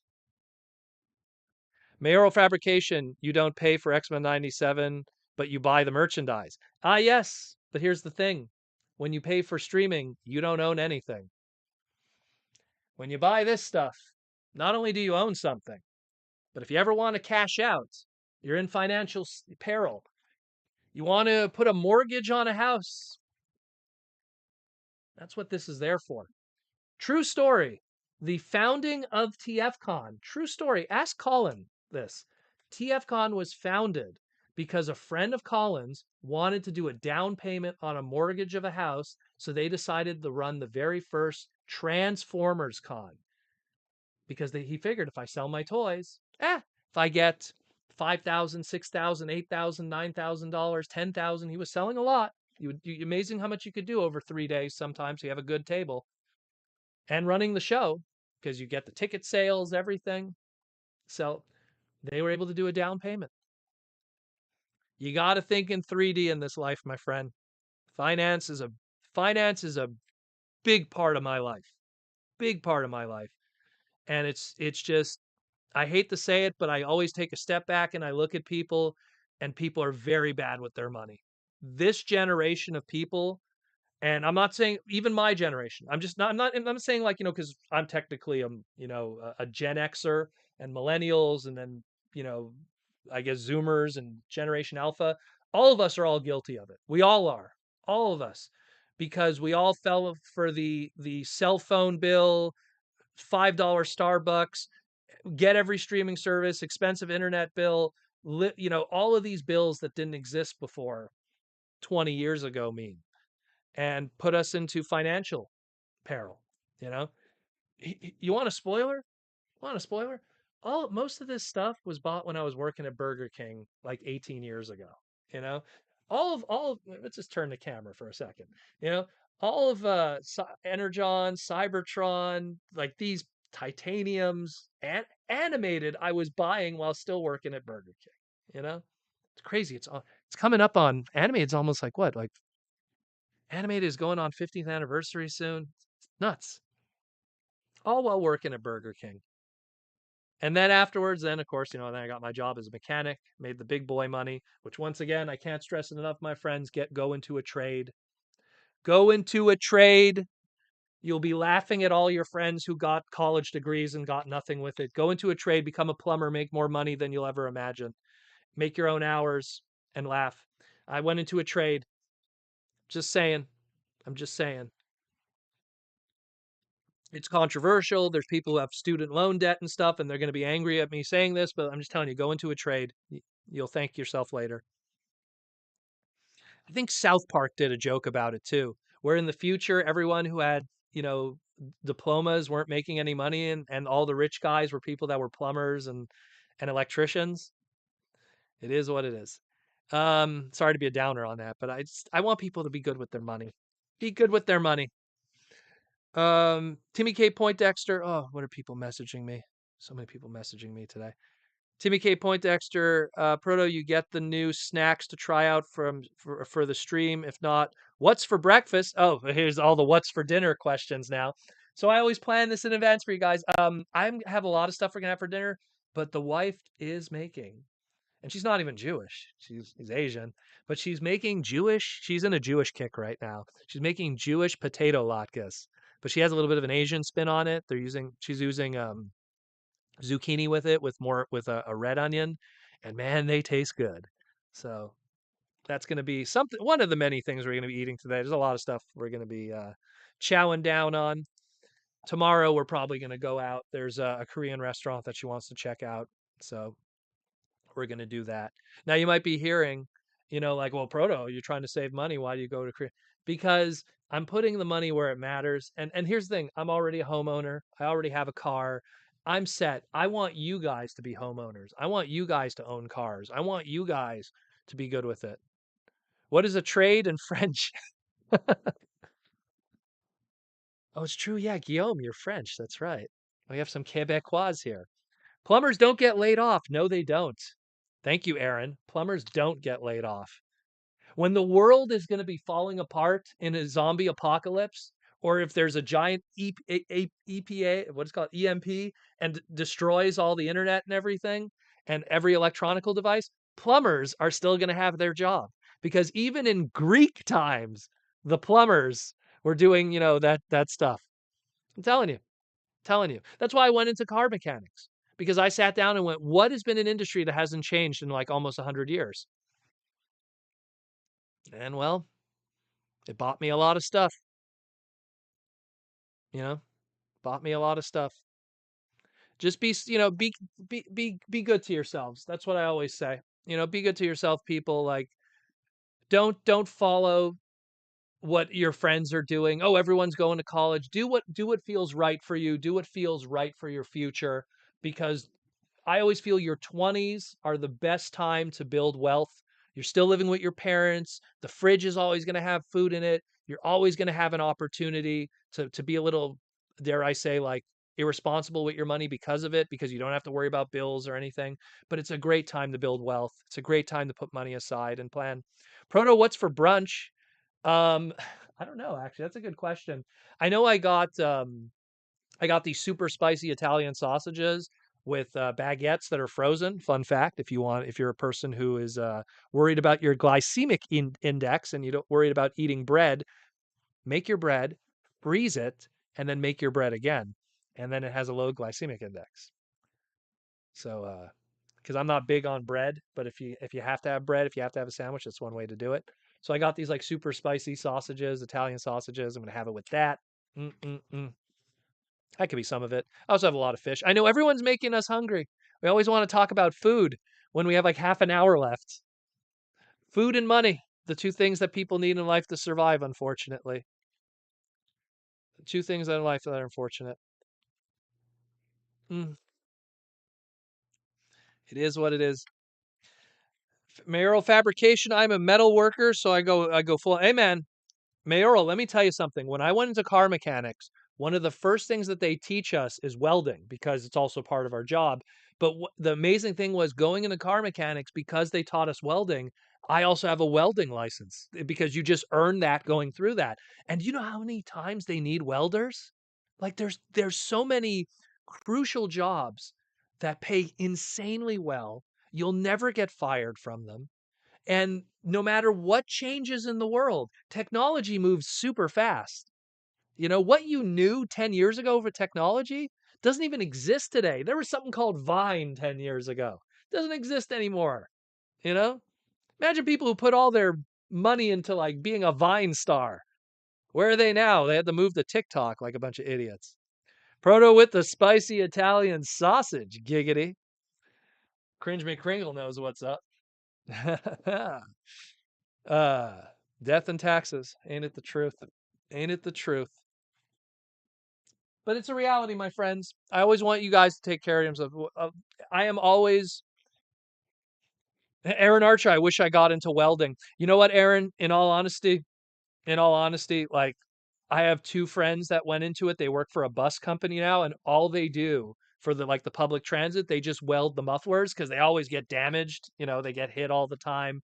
They go over all kinds of speed bumps, and then of course, because of Quebec, our terrible winters, the salt on the ground and everything with the snow, they make so much money. I almost regret, like, I should have done with, because they work for the city, because they work for public transit, and they make so much money. That one of those friends recently bought a Tesla, his second Tesla. He's married. And all he does is weld mufflers for a bus company. I'm telling you, telling you. Aaron, my whole family does it, and I was drawing. I know, eh? How dare you be an artist and be creative and leave a mark on the world forever? You know, long after you're dead, people will still be able to Google your name and mess with figures that you worked on. How dare you? How dare you? Working for Hasbro. More like Hasblo, you know? How dare you have a dream, a goal, an ambition to one day work on Batman? How dare you? How dare you? How dare you? Weldon gas is not so good for you. Yeah, acetylene isn't the best, but they actually have other gases too that you could use. But again, look, some trades are healthier than others. Look, I'm in car mechanics. Look at these nails. Look at these nails. Some of them have to be long just so I could just so I could pick up something. I'm gonna pick up a Beyblade here, but just so I could pick up a uh, a freshly removed oil filter that's like still hot, and if I put it on the tips of my nails, I won't burn my fingers. Or removing your water pump for your engine. Proto went full Greta. How dare you? That girl needs an education. She dropped out of school in like high school. You want to talk about someone that doesn't have a future? um, yeah, give Aaron Archer love. Give him some love. Go buy some stuff from him. Plug, plug, plug, plug, plug. Go buy some stuff from Aaron Archer. Your work will always be appreciated. Hey man. Hey man. Like, I freaking love this figure. Oh, there goes Commander Keen. I love this figure. I love it to death. I think it's so cool. That's why I keep it up there, you know, next to Commander Keen. You know, let me um I will say, Proto, if car sales doesn't work out, car mechanic is my backup. Well, I'll tell you one thing, if you work in a garage and you have free time, go hang out with the mechanics, man. Go hang out with the mechanics. Just being around them, you learn. Like, I was in mechanic school for a year and a half, and I learned more being in a garage than being in a classroom, you know? Just being around it, seeing the oil changes. Just simple stuff, oil change, tire change, brake change, suspension. Those are very easy. That stuff almost anyone in this chat I could probably teach them in a day, you know? Very easy stuff to do. But you have to have a paper that says you could do it legally because, you have to be accountable. I don't have my wallet with me. I'd show you my little mechanic card and everything, but it's something I could teach you in a day, but it would make you money for a lifetime. Because no matter what's going to happen, I don't think brakes and tires will ever change. The technology is too good. Like, we're not going to have floating cars. So the rubber tire, the semi-organic brakes and pistons, like that stuff that's going to stay no matter what. It could be a Tesla, it could be the most gas guzzlery, like, Ford Mustang. They're all going to have that same system. Suspension's always going to kind of be the same. Obviously, oil changes don't exist on Teslas, but more or less a lot of the other stuff, tires, suspension, brakes, and if you could work on brakes, you could work on tractors, you could work on buses. And then when you work on buses, that's the diesel industry. That also has a big boon. Life advice, my friends. My cousin is a manager of parts for BMW. That's what I do. I work with BMs. I don't even like BMWs, but my teacher, he gave me the most important advice. My teacher, he's like, everyone in this classroom is going to want to work for a car company of something that they think is cool. And of course, when I was in mechanic school, Fast and the Furious was popular. I think the third Fast and the Furious movie had come out at the time, which will date me how old I am. When they actually were about racing and not family. Um, but so, like, and all of them wanted to go into Honda, Toyota, Nissan, Mazda, Subaru. And then my teacher's like, no, no, no, no, no, no, no, no. Those are like the common man cars. There's no big money in that. Go into BMW, go into Porsche, go into European cars. They break down all the time. And then you get to fix those ones. And BMWs are easy to fix and they break all the time because they're not good cars. And so that leads to me staying employed permanently forever, as long as you keep buying those terrible vehicles. They're not great. I don't even think they look nice. Hey, no shade. If you love BMW, hey, all on you. I mean, Volkswagen had to make a campaign of commercials that literally say, your neighbor says Volkswagens are bad, but your neighbor also thinks the milk is still good. Because they literally knew that mechanics were going out there and letting people know that Volkswagens and BMWs are not good cars. But go into a trade. I can't stress it enough. If you go into like political science or something, heaven help you. I swear to God. You know, don't be angry. Let's see, James Hop. Sorry if I miss any questions. Just repeat them again. My green names, and if you want it to pop up, of course, super chats are always the lifeblood of this beautiful podcast that we do. Yeah, Cringe McCringle. I work with VW. Let's just say it's always a full shop. Some of the worst cars you could own, honestly. Um, Volvo and Volkswagen. Those, in my opinion, those are probably the two worst cars you could own. Porsche is actually not bad. I will give it to Porsche. Out of all the European cars, they're probably the most reliable. I got to work on some Ferraris, but they had to bring us the tools because they use special tools. So I don't have a lot of Ferrari experience. Lambos have the same problems as everything else, unfortunately. They're cool though, don't get me wrong, but they have a lot of problems. James says, speaking of buses, hey Proto, put a big bug in Hasbro for Studio Series Concept Art Transit. You think you want transit? I want transit. Transit is based off of a Montreal bus. I want to own a Montreal bus transformer. That is cool as hell. Of course I want that. A trade, you meant a DEP. Well, that's what my diploma is a DEP. Uh, Boo, my BMW i4 is awesome. You know what, Joseph? You say that until you have to do something. Then you're going to, the second you're going to have to do an oil change, which has to be synthetic, which has to be a cartridge based oil change, which is, despite the fact that they're cheaper to manufacture, are more expensive. That's where they get you. You probably, how old is it? Because you're going to have to change your oil pumps, not your oil pump, your water pump soon. That's going to be the next thing to go. And then suspension. Let's do the Chris Evans meme, you know? Oh my god.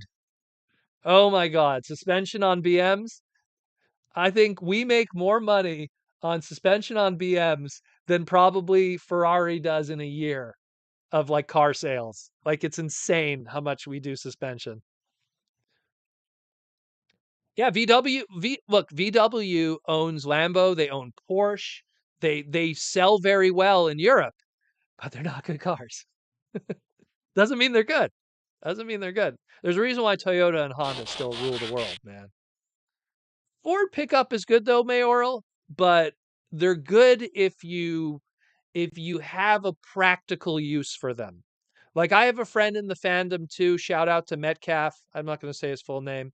Um, I do some of the cons with him in the past. He has a Ford pickup, but he uses it. Like he has a practical use for it where I would not suggest a Japanese pickup. I would suggest a Ford pickup. You want Ford tough, where like, a Hino pickup, Japanese. No, you need a Ford pickup. So if you have a practical use for it, then it makes sense. If you don't have a practical use for it, then you're just kind of wasting gasoline, in my opinion, and paying more for like a big oil change. Prince of Phoenix, I'm an industrial electrician and a maintenance journeyman, always employed somewhere. Bro, and I bet you're doing just fine, Princeton. And I bet you're doing just fine. You will be fine for the rest of your life. And good for you, my friend. Good for you. It always makes me happy to hear that. You know, two TFCon staff members. Their father owned an electrician company. Then the son went into electricity. He literally at 18 years old, because his father was an electrician, so he learned at a young age. At 18 years old, he bought a Porsche. At 18. Now, it was a used Porsche, wasn't brand new, but he bought a Porsche at 18 years old. He was able to afford it. Now, granted, he lives with his parents and he could be irresponsible, but it shows how much money he was making consistently from just being a journeyman early apprentice, you know? Crazy. Joseph Ritter with the $5 super chat. Sorry, my friend, the i4 doesn't have an engine. All electric. You know what?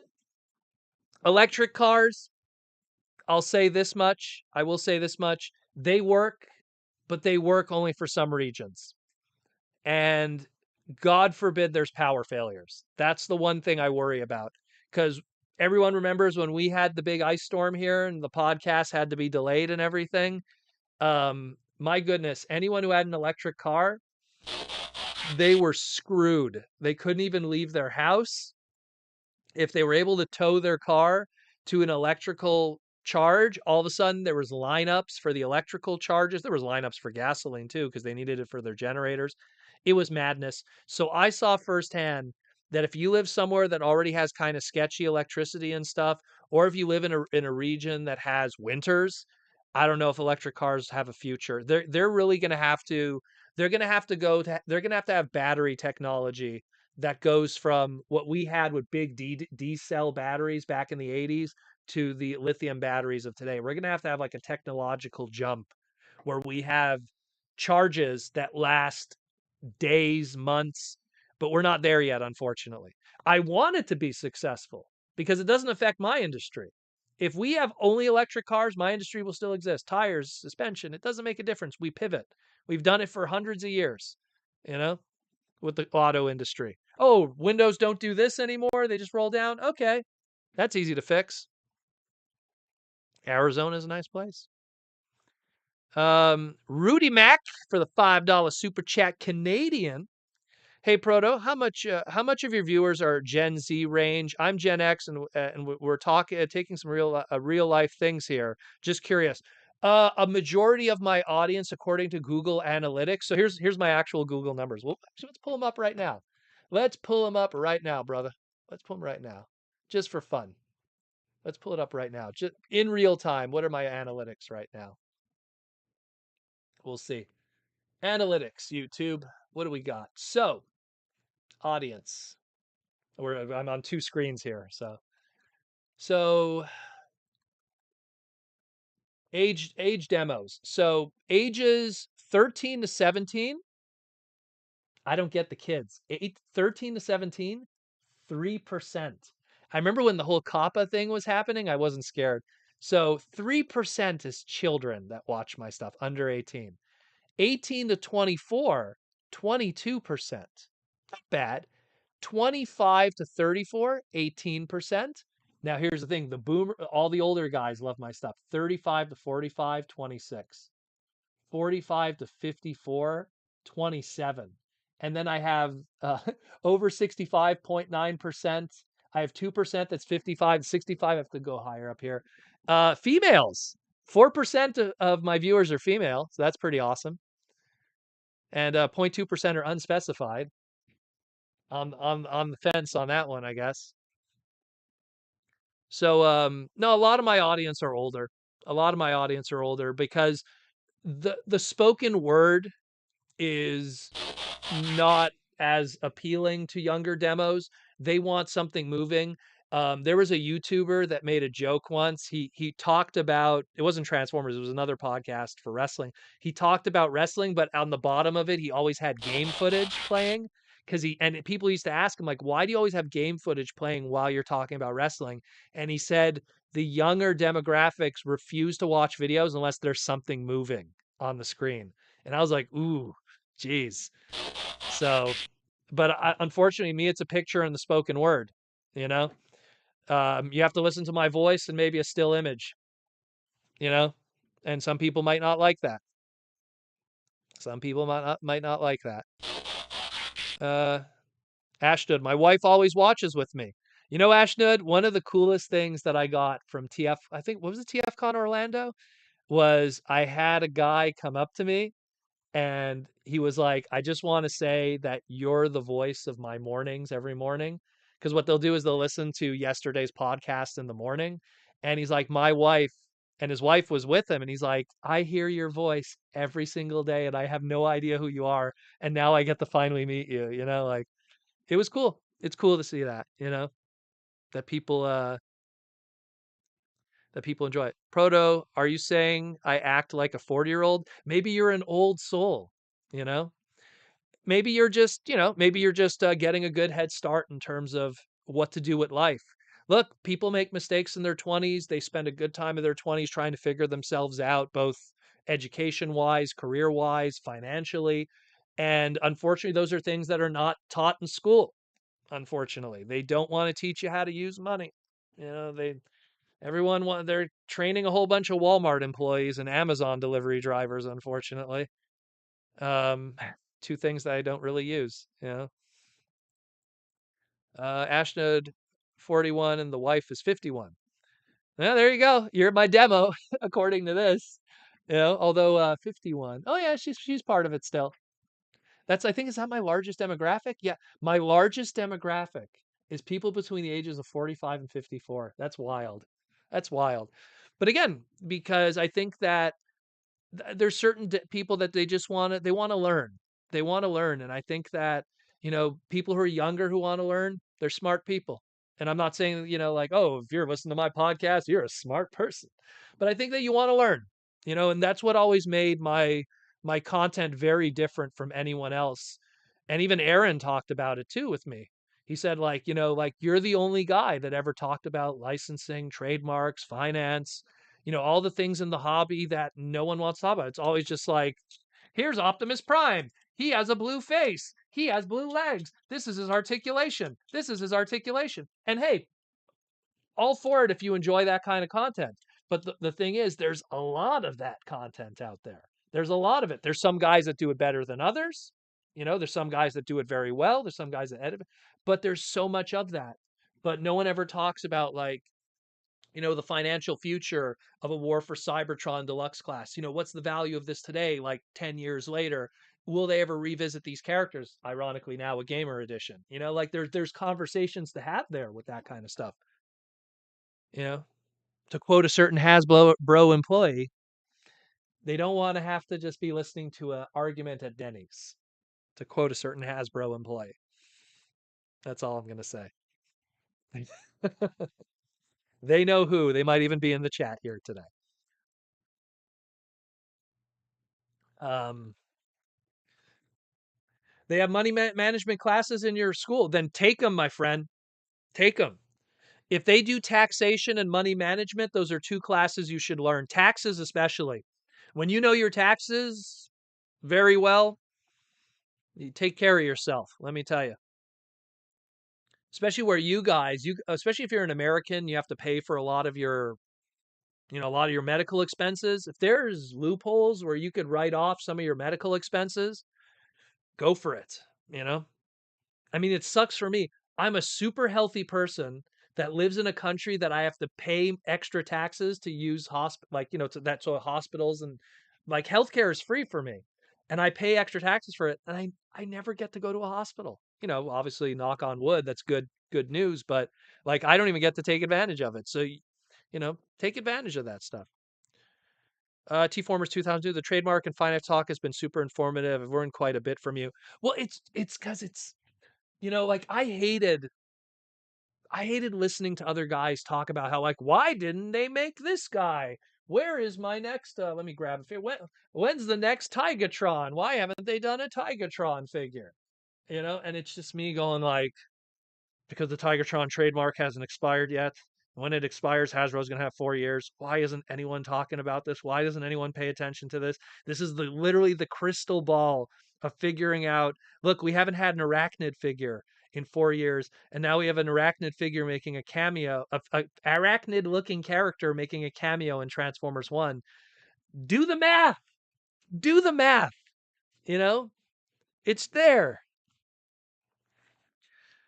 Mariel Fabrication, your channel, tell me why I should be exiting for obscure. I guess you mean looking for obscure characters. Well, if it's ones that tickle your fancy, you know. I want that Trigatron that won't yellow. See, mine didn't yellow. Mine looking good. But again, Montreal environment, climate controlled, no windows, basement. You know, keep it out of the sun and the heats. Proto, you missed some super chats. Did I? Thank you, Princeton. Sorry. Everything bounces up. Where was the super chat? Gen X baby, the last great generation. Oh, here we go. Okay, so hold on. Oh my God. I'm sorry. Prince and Phalanx 59, come to Proto's Transformer stream for food and car talk. Look, anyone who's ever come to a TFCon or a BotCon and hung out with me at the bar or anything, I'm always happy to talk about those things if they're something that's important in your life. It's a part of my day-to-day life, but they're also important parts of everyday life. You know, everyone usually has a car, especially if you live in a car-centric city, and food and health is an everyday part of your life. And I want everyone to live long, happy, healthy lives, even if maybe government and society doesn't want that for you. Sooner you die, sooner they could replace you. But that's a whole other conversation. That's why I feel like a lot of American food is not very healthy and why the corn industry is taking over. But let's not get into that foil hat. Joseph Ritter with the $2 super chat. Gen X, baby, the last great generation. Well, it definitely was a good time. Definitely was a good time. I always feel, and I think I've said this on the live stream a few times, if I could live 1 year in perpetuity in a Groundhog Day never ending loop, it would be 1997. I love 1997. There was just so much going. It's like you had that fourth generation console with the N64 and the PlayStation, and the Dreamcast was on its way. You had wrestling was at its peak, music was great.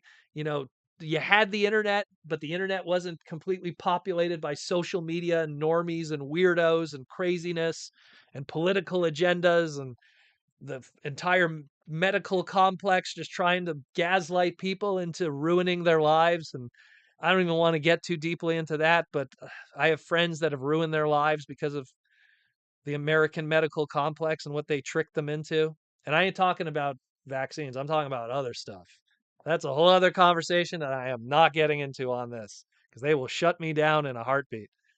um, DW Brown, this is why I'm trying to learn to grow a fair amount of my own food.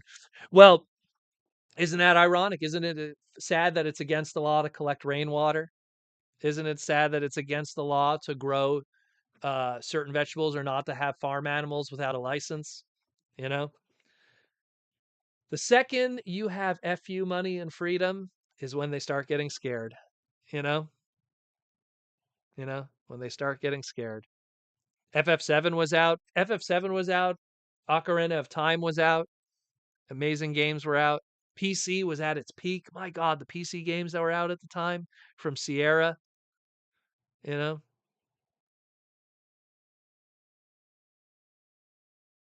it is what it is.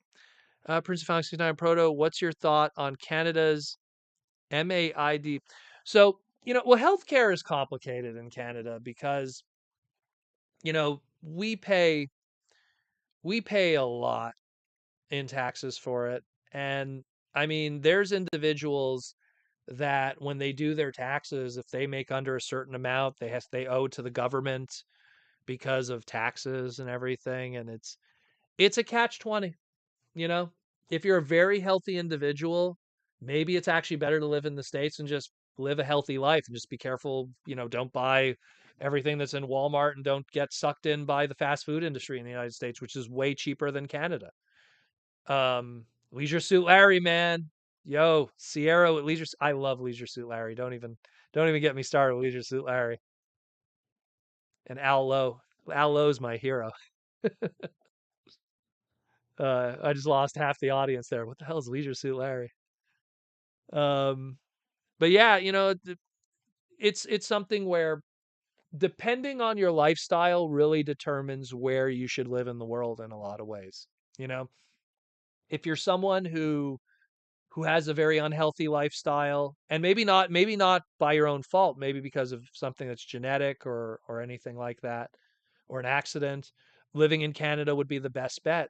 Where if you have a very healthy lifestyle and you take care of yourself and you watch what you eat, living in the States might be better because then you're not paying taxes and you take care of yourself. You know what I mean? And you take care of yourself. Aaron's in Canton, Ohio for now. For now, you're still there, Aaron? You're still there?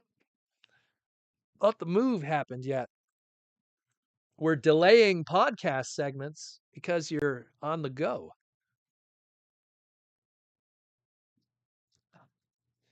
Man, we are running out of time tonight. Aaron's address confirmed. Yep, he lives in all of Canton, Ohio. So if you walk into Canton, Ohio, you are now on his front lawn. And he has a right to take you out. He's going to throw an Armada figure at you because those things won't break no matter what you do. Summer, you're going, okay. You know what's the good thing though, Aaron? I was thinking about it. The return to Rhode Island means you're closer to me, so you could probably do more of the local shows here. That'd be pretty cool. Hmm. You could do Otakuthon much easier if it's only a 5-hour drive. That'll be something to consider for the future, especially with anniversaries of certain brands coming up. In the northwest portion of Ohio, so basically in the middle of nowhere, honestly. Yeah, that's a positive. It's definitely a positive. James Hopkins, relatively not far from me in West Michigan. Mark Morales with the $5 super chat. Sorry this is late. The Transformers 1 trailer is very mixed for me. It looks like a high budget all spark movie. I remain cautiously optimistic. I have remained cautiously optimistic since Dark of the Moon. Uh, you know, Transformers 2007 was a good beginning, middle, and end movie. Wasn't a great Transform movie, but it was a good movie. The Transformer aspect of it was pretty limited, but it was still a fun movie. I was, excited getting into Revenge of the Fallen. Didn't really get those same feels, but people's had different mileage on that. And then I've been cautiously optimistic for every Transformer movie ever since.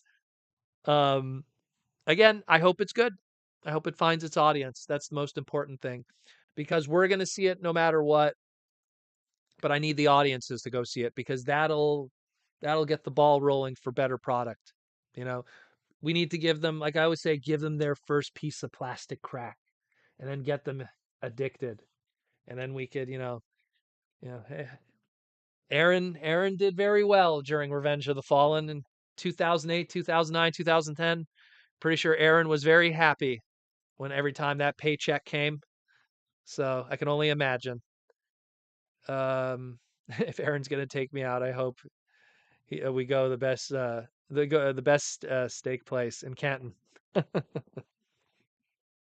Canton, Ohio. But yeah, guys, we are at the 2-hour mark. Unfortunately, we totally killed it today, though.